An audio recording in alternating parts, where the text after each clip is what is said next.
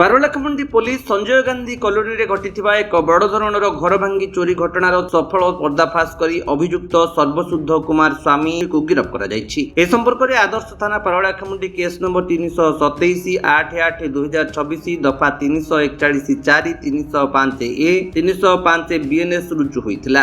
ଅଭିଯୋଗକାରିଣୀ ଶ୍ରୀମତୀ ଶରାବ ସୁଧୁ ସନ୍ତୋଷିନୀ ଘରେ ନଥିବା ସମୟରେ 7/8/2024 ମଧ୍ୟରାତ୍ରିରେ ଅଜଣା ଦୁର୍ବୃତ୍ତମାନେ ତାଙ୍କ ଘର ଆଲମାରୀ ତାଲା ଭାଙ୍ଗି ସୁନା ରୂପା ଅଳଙ୍କାର ସହିତ ନଗଦ 5,50,000 ଟଙ୍କା ଚୋରି କରି ନେଇଥିଲେ। ତଦନ୍ତ ସମୟରେ ମିଳିଥିବା ନିର୍ଦ୍ଦିଷ୍ଟ ସୂଚନା ଆଧାରରେ ପୋଲିସ ଅଭିଯୁକ୍ତଙ୍କୁ 20/8/2024 ତାରିଖରେ କୋରାପୁଟ ଜିଲ୍ଲାର ସିମିଳିଗୁଡ଼ା ଅଞ୍ଚଳରୁ ଠାବ କରି ଗିରଫ କରିଥିଲା। ପରବର୍ତ୍ତୀ ତଦନ୍ତ ଓ କୋରାପୁଟ ଜିଲ୍ଲାର ବିଭିନ୍ନ ସ୍ଥାନରେ ଚଢ଼ାଉ କରି ପୋଲିସ ପ୍ରାୟ 7.5 ତୋଳା ସୁନା ଅଳଙ୍କାର ଯାହାର ଆନୁମାନିକ ମୂଲ୍ୟ 9,75,000 ଟଙ୍କା, ପ୍ରାୟ 90 ତୋଳା ରୂପା ସାମଗ୍ରୀ ଯାହାର ଆନୁମାନିକ ମୂଲ୍ୟ 3 ଲକ୍ଷ ଟଙ୍କା, ନଗଦ ଚୋରି ସାମଗ୍ରୀ ବିକ୍ରୟରୁ ପ୍ରାୟ 1,82,000 ଟଙ୍କା ଏବଂ 19,500 ଟଙ୍କା ମୂଲ୍ୟର ଗୋଟିଏ Oppo K1 4X 5G mobile phone ଜବତ କରିଛି। ଏହିପରି ମୋଟ ପ୍ରାୟ 14,76,500 ଟଙ୍କା ମୂଲ୍ୟର ଚୋରି ସମ୍ପତ୍ତି ଓ ସମ୍ପୃକ୍ତ ସାମଗ୍ରୀ ଉଦ୍ଧାର ଓ ଜବତ କରାଯାଇଛି। ଗିରଫ ଅଭିଯୁକ୍ତମାନଙ୍କୁ ଆଜି ମାନ୍ୟବର ଅଦାଲତକୁ ଚାଲାଣ କରାଯାଇଛି। ଅନ୍ୟ ସମସ୍ତ ସମ୍ପୃକ୍ତ ଅଭିଯୁକ୍ତଙ୍କୁ ଧରିବା ଏବଂ ବଳକା ଚୋରି ସମ୍ପତ୍ତି ଉଦ୍ଧାର ପାଇଁ